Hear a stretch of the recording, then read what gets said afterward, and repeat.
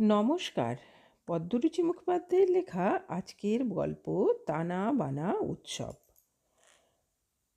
অসংখ্য তারায় ভরা আকাশ মানুষের কাছে যেন এক স্বপ্নের জগৎ।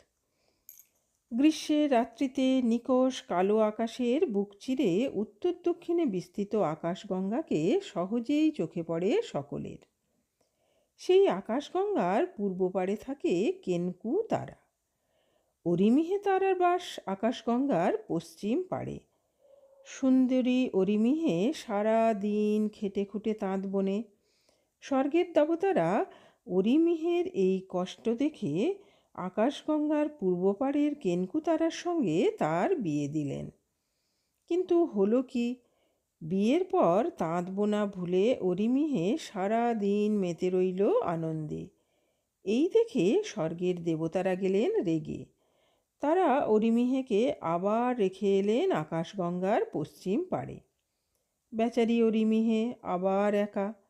তবে দেবতারা অরিমিহেকে বছরের একটি দিন কেনকুর সঙ্গে দেখা করার অনুমতি দিলেন।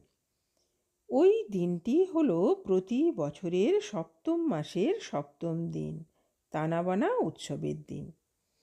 কথিত আছে ওই দিনটিতে কোথা থেকে একটি সাদা হাঁস উড়ে এসে তার পাখা মেলে ধরে আকাশগঙ্গার ওপর, আর অরিমিহে সেই পাখায় ভর দিয়ে আকাশগঙ্গা পার হয়ে চলে আসে কেনকুর কাছে।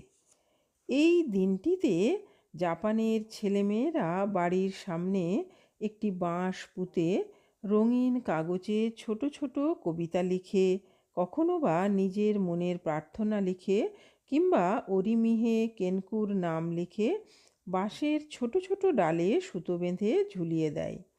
তারপর থালা ভরা ফল মিষ্টি সাজিয়ে শ্রদ্ধা জানায় তারার জগতের সেই প্রেমিক দুটোর প্রতি।